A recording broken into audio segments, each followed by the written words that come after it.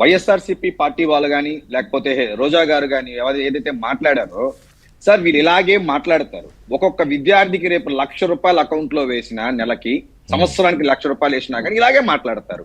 లేదు, ఇవాళ 16,000 డిఎస్సి పోస్టులు భర్తీ చేసినారు, రేపు భవిష్యత్తులో ప్రతి సంవత్సరం ఇన్ని పోస్టులు భర్తీ చేస్తారన్నా కానీ ఇలాగే మాట్లాడతారు. వాళ్ళు ఏదన్నా కానీ మన యొక్క గవర్నమెంట్ ఏది చేసినా కానీ వాళ్ళు విమర్శిస్తారు. అంటే విమర్శించడం అనేది వాళ్ళ యొక్క ధర్మం, వాళ్ళ యొక్క కర్తవ్యంగా వాళ్ళు భావిస్తారు. ఇప్పుడు మీరు ఈ రోజు చూసినట్టయితే పెన్షన్ ₹4,000 పెంచారు, ఆ రోజే వచ్చి విమర్శించడం స్టార్ట్ చేశారు. ఏమని విమర్శించడం స్టార్ట్ చేశారు? మేము ఇంటికే తెచ్చిచ్చినాము తెల్లారికంతా కూడా అని చెప్పి స్టార్ట్ చేశారు. ఒక వాలంటరీ వ్యవస్థతో ఈ రోజు కూడా ఇంటికే తీసుకెళ్లి ఇస్తున్నారు. సంవత్సరం రోజులుగా నీకు 15,000 ఇస్తారని చెప్పి జగన్మోహన్ రెడ్డి గారు ఎక్కడంటే అక్కడ కిండల్ చేశారు, జోకులు వేసుకున్నారు. ఈ రోజు మనం పబ్లిక్ ఇవ్వడం స్టార్ట్ అయింది. సో నేనేం చెప్తున్నానంటే సార్, వైఎస్ఆర్సీపీ పార్టీ కానీ జగన్మోహన్ రెడ్డి గారు కానీ వాళ్ళ యొక్క పాజిటివ్ యాంగిల్లో చూడడం అనేది వాళ్ళకి రాదు. ఈవెన్ మనం వాళ్ళ దగ్గర నుంచి అటువంటి ఎక్స్పెక్ట్ చేయడం కూడా చాలా పొరపాటు. ఎందుకంటే సంక్షేమం మాత్రమే ఒక కాన్సెప్ట్ గా తీసుకున్నట్టయితే డెఫినెట్లీ వైఎస్ఆర్సీపీ వాళ్ళకి 11 సీట్లకైతే పరిమితం చేస్తుండరు ప్రజలైతే మాత్రం. బటన్ నొక్కాం అని చెప్పి 11 సీట్లకైతే వచ్చినది. ఇంతకుముందు మీరు ఒక మంచి మాట అన్నారు, it's a case study. 100% AP అనేది ఒక పెద్ద కేస్ స్టడీ లాస్ట్ ఎలక్షన్స్ లో.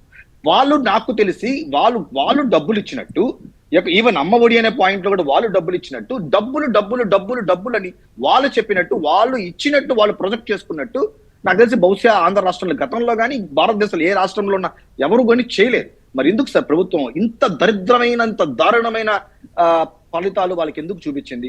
11 సీట్లకు ఎందుకు పరిమితమైంది? ఈ రోజా గారు ఎవరైతే మాట్లాడుతున్నారో జనరల్ గా నగర్ నియోజకవర్గంలో 2,000-3,000 మెజార్టీతోనే గెలుపు ఓటములు అనేది జనరల్ గా జరుగుతూ ఉంటుంది.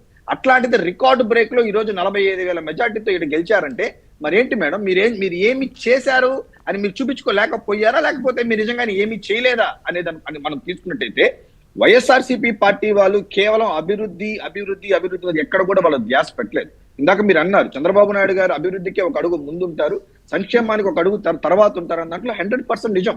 ఈ రోజు మీరు అభివృద్ధి చేయకపోతే, వెల్త్ క్రియేట్ చేయకపోతే ఫర్దర్ గా రేపు సంక్షేమానికి ఇవ్వాలంటే డబ్బులు ఎక్కడికి వెళ్ళాలా?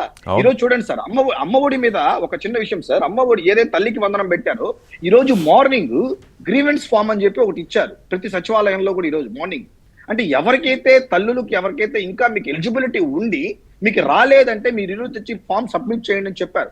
గతంలో ఎప్పుడన్నా అలాంటివి కనీసం రివోక్ చేయడం కానీ, కొత్తగా యాడింగ్స్ కానీ, డెలిషన్స్ అయితే చేశారు కానీ యాడింగ్స్ ఏమన్నా చేశారా? ఇంకోటి, నిన్న పట్టాభి గారు చెప్పినట్టు ఏ రూల్స్ అండ్ రెగ్యులేషన్స్ అయితే గత ప్రభుత్వంలో పెట్టిందో అదే రూల్స్ అండ్ రెగ్యులేషన్స్ ఈ రోజు ఇక్కడ కూడా ఈ రోజు కూడా ఈ ప్రభుత్వం కూడా క్యారీ ఫార్వర్డ్ చేసింది. ఇంకోటి సార్, విశ్లేషకులు చెప్పడం కానీ, ఈ యొక్క అమ్మఒడి మీద కానీ, లేదంటే రాజకీయ పార్టీ నాయకులు మాట్లాడడం కానీ, వీళ్ళ యొక్క ఆలోచనలు వీళ్ళ యొక్క మాట్లాడడం తీరు వేరేది కావచ్చు. బెనిఫిటర్ యొక్క ఆలోచన డిఫరెంట్. నేను బెనిఫిటర్, ఐఎమ్ ద బెనిఫిటర్. నాకు గతంలో నాకు 2 పిల్లలు ఉన్నారు. నా గతంలో ఒక పిల్లవాడికే నాకు అమ్మఒడి వచ్చింది. నాకు మొన్న ఈవినింగ్ నా 2 పిల్లలకి 26,000 2 పిల్లలకి వచ్చింది. సో ఒక బెనిఫిట్ లేదు. ఆ రోజు మనం కూడా మన రిపోర్టర్లు కూడా గ్రౌండ్ రిపోర్ట్ చేశారు దీని మీద. అంటే కొంత ఆలస్యమైంది, ఇంకా పడలేదా పడుతున్నాయా అన్నప్పుడు ఈవినింగ్ కల్లా దాదాపు అందరికి పడిపోయాక వాళ్ళు కొంతమంది కళ్ళలో నీళ్లు పెట్టుకుని మాట్లాడారు, కొంతమంది పిల్లలు మాట్లాడారు. బెనిఫిషరీ వాయిస్ కూడా కరెక్టే మీరు చెప్పింది సార్. 13,000 ఒక ఇంటికి వచ్చి పడుతుంది అనుకున్న వాళ్ళకి 26,000 పడితే దాంట్లో 2,000 కోత విధించారని ఏ తల్లి ఏ తండ్రి అనుకోడు సార్, ఆలోచించలేదులే. కరెక్టే. కానీ నేను శ్రీరామ్ గారు అనుకున్నది ఏంటంటే, కానీ అన్నది ఏంటంటే, ఒకటే, ఎందుకు అవకాశం అన్నా ఇవ్వాలి? సరే, ఇంకో 1,000 కోట్లు అవుతుందా, ఇంకో 2,000 కోట్లు అవుతుందా? ఇన్ని వేల కోట్లు ఖర్చు పెట్టట్లేదా సార్? ఓకే సార్, ఇప్పుడు మీరో లేకపోతే తురకా శ్రీరామ్ సార్ గారో లేకపోతే చాలా మందికి ఇలాంటి ఆలోచన వచ్చినప్పుడు చంద్రబాబు నాయుడు గారికి, లోకేష్ గారికి ఇంత చిన్న లాజిక్ మిస్ అవుతారా సార్ వాళ్ళు? సో ఇంకోటి సార్, ఒక 10 మందిని తగ్గిస్తే మ్యాటర్ సెటిల్ అయిపోతుంది సార్. సింపుల్ గా ఒక స్కూల్లో 100 మంది పిల్లలకి ఇచ్చే దాంట్లో 10 మంది తగ్గించినారు అనుకోండి సార్. 10 మందిని తీసేస్తే మీరు అనుకున్నటువంటి 2,000 డ్యామేజ్ కంట్రోల్ చేసేయచ్చు కదా, ఈజీగా వాళ్ళు కవర్ అయిపోతుంది కదా.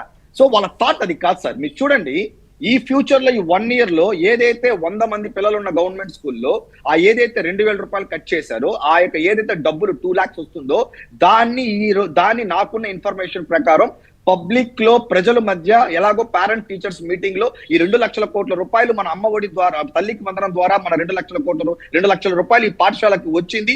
ఈ 2 లక్షల రూపాయలు ఏ విధంగా మనం ఖర్చు పెడుతున్నామని చెప్పి ఒక అజెండా మీటింగ్ లో వాళ్ళు ప్రపోజల్స్ పెట్టపోయి ఆ స్కూల్ డెవలప్మెంట్ కి ఆ 2 లక్షలు ఖర్చు పెట్టింది కళ్ళ ముందు చూడపోతారు ఆ యొక్క పేరెంట్ టీచర్స్ మీటింగ్ లో. నేను కూడా అలాంటి దాంట్లో నేను కూడా ఒక రోల్ ప్లే చేస్తున్నాను కాబట్టి నాకు తెలుసు గతంలో ఏదైతే వాళ్ళు కట్ చేశారో దాని యొక్క ఆడిట్ గానీ దాని యొక్క అవుట్పుట్ గానీ ఎక్కడ కనబడలేదు. ఈ దీంట్లో లోకేష్ గారు ఈజ్ వెరీ స్ట్రింజెంట్, చాలా స్ట్రాంగ్ గా ఆ రోజు కూడా చాలా చక్కగా చెప్పారు. ఈ రోజు ఖచ్చితంగా ఆ యొక్క డబ్బుల్ని స్కూల్ డెవలప్మెంట్ లో, ఆ ఇన్ఫ్రాస్ట్రక్చర్ డెవలప్మెంట్ లో, లేదా ఫర్దర్ గా అక్కడ కావాల్సినటువంటి ఏదైనా వస్తువుల విషయంలో కూడా ఆ డెవలప్మెంట్ ని మనం చూడపోతున్నాం. దీనికి పేరెంట్ టీచర్ మీటింగ్ లో నాకు ఇప్పుడు నిన్న బుగ్గన ప్రెస్ మీట్ పెట్టి అడిగిన ప్రశ్న నేను అడుగుతున్నా. 30 లక్షల మందికి తల్లికి వందనం ఎగ్గొట్టారో అన్నాడు ఆయన. ఇదేంటి ఈ లెక్క ఏంటి? 30 లక్షలు అంటే చాలా పెద్ద నెంబరు సార్. ఒక్క నిమిషం సార్.